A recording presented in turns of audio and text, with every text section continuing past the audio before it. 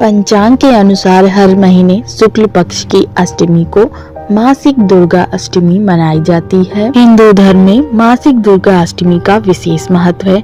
नवरात्रि में पड़ने वाली अष्टमी को महाअष्टमी कहा जाता है। इसके अतिरिक्त हर महीने के शुक्ल पक्ष की अष्टमी तिथि को मासिक दुर्गा अष्टमी व्रत किया जाता है। इस दिन माँ दुर्गा का विधि विधान से पूजा करने के साथ ही भक्त उन्हें प्रसन्न करने के लिए व्रत भी करते हैं। तो आइए जानते हैं साल 2024 में पौष माह की मासिक दुर्गा अष्टमी कब है। अष्टमी तिथि कब शुरू कब समाप्त, पूजा के मुहूर्त के बारे में। साल 2024 में पौष माह की शुक्ल अष्टमी 18 जनवरी 2024 दिन बृहस्पतिवार को है।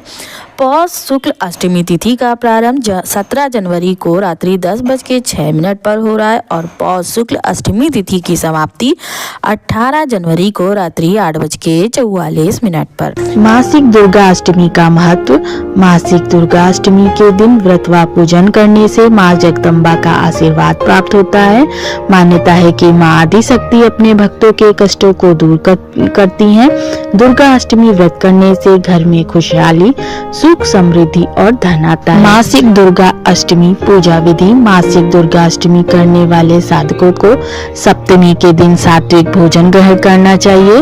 रात्रि में भूमि पर शयन करना चाहिए। अगले दिन यानी अष्टमी तिथि को ब्रह्म बेला में उठकर घर की अच्छी तरह से साफ सफाई कर गंगा जल से पवित्र करे।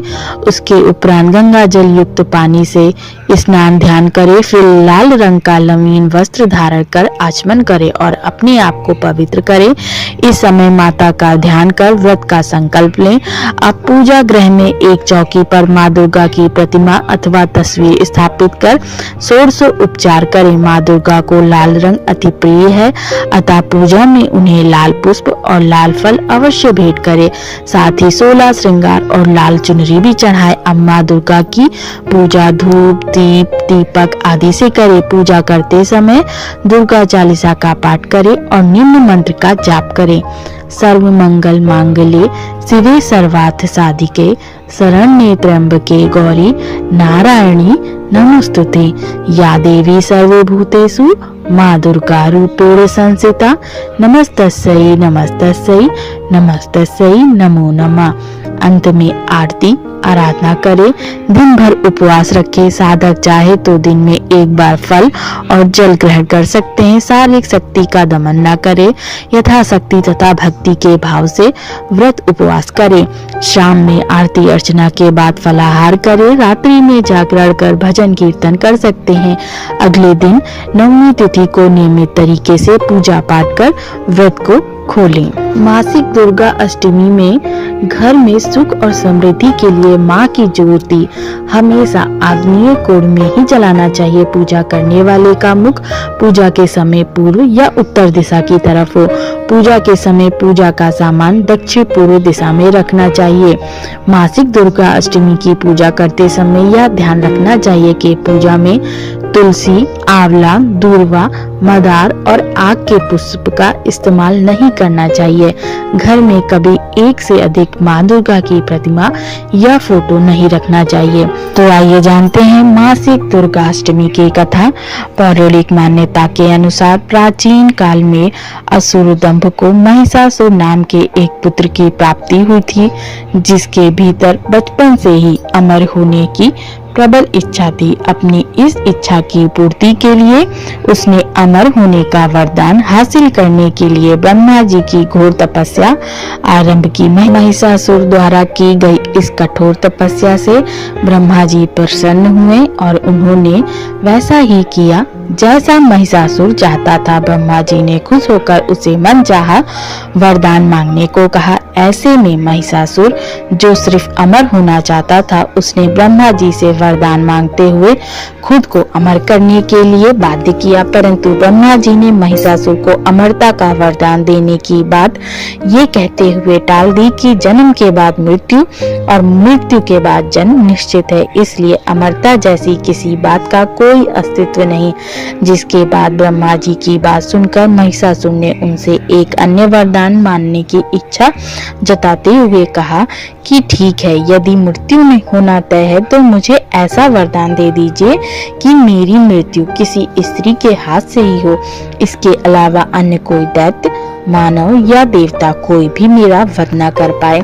जिसके बाद ब्रह्मा जी ने महिषासुर को दूसरा वरदान दे दिया। ब्रह्मा जी द्वारा वरदान प्राप्त करते ही महिषासुर अंधकार से अंधा हो गया, इसके साथ ही बढ़ गया और उसका अन्याय मौत के भय से मुक्त होकर उसने अपने सेना के साथ पृथ्वी लोक पर आक्रमण कर दिया, जिससे धरती चारों तरफ से त्राहिमाम त्राहिमाम करने लगी। उसके बल के आगे समस्त जीवों और प्राणियों को नतमस्तक होना पड़ा। जिसके बाद पृथ्वी और पाताल को अपने अधीन करने के बाद अहंकारी महिषासुर ने इंद्रलोक पर भी आक्रमण कर दिया, जिसमें उन्होंने इंद्रदेव को पराजित कर स्वर्ग पर कब्जा कर लिया। महिषासुर ने पद से परेशान होकर सभी देवी देवता त्रिदेव के पास सहायता मांगने पहुंचे। इस पर विष्णु जी ने उसके अंत के लिए देवी शक्ति के निर्माण की सलाह दी, जिसके बाद सभी देवताओं ने मिलकर देवी शक्ति को सहायता के लिए पुकारा और इस पुकार को सुनकर सभी देवताओं के शरीर में से निकले तेज ने एक अत्यंत खूबसूरत सुंदरी का निर्माण किया। उसी तेज से निकली मां आदिशक्ति, जिसके स्वरूप और तेज से सभी देवता भी आश्चर्यचकित हो गए। त्रिदेवों की मदद से निर्मित हुई देवी दुर्गा को हिमवान ने सवारी के लिए सिंह दिया और इसी प्रकार वहां मौजूद सभी देवताओं ने भी मां को अपने अपने एक अस्त्र शस्त्र सौंपे और इस तरह स्वर्ग में देवी दुर्गा को इस समस्या हेतु तैयार किया गया। माना जाता है कि देवी का अत्यंत सुंदर रूप देखकर महिषासुर उनके प्रति बहुत आकर्षित होने लगा और उसने अपने एक दूत के जरिए देवी के पास विवाह का प्रस्ताव तक पहुंचाया। अहंकारी महिषासुर की इस ओछी हरकत ने देवी भगवती को अत्यधिक क्रोधित कर दिया, जिसके बाद ही मां ने महिषासुर को युद्ध के लिए ललकारा। मां दुर्गा से युद्ध की ललकार सुनकर ब्रह्मा जी से मिले वरदान के अहंकार में अंधा महिषासुर उनसे युद्ध करने के लिए भी तैयार हो गया।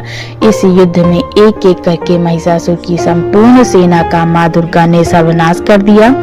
इस दौरान मानना ये भी जाता है कि ये युद्ध पूरे 9 दिन तक चला, जिस दौरान असुरों के सम्राट महिषासुर ने विभिन्न रूप धरकर देवी को छलने की कई बार कोशिश की, लेकिन उसकी सभी कोशिशें आखिरकार नाकाम रही और देवी भगवती ने अपने चक्र से इस युद्ध में महिषासुर का सिर काटते हुए उसका वध कर दिया। अतः इस तरह देवी भगवती के हाथों महिषासुर की मृत्यु संभव हो पाई। माना जाता है जिस दिन मां भगवती ने स्वर्गलोक, पृथ्वीलोक और पाताल लोक को महिषासुर के पापों से मुक्ति दिलाई, उस दिन से ही दुर्गा अष्टमी का पर्व प्रारंभ हुआ। आशा है आपको ये जानकारी पसंद आई होगी। अगर वीडियो पसंद आई हो तो वीडियो को लाइक कर दें और अगर मेरे चैनल पर नए आए हैं तो जल्दी से जाके मेरा चैनल सब्सक्राइब कर दें। जय मां दुर्गे।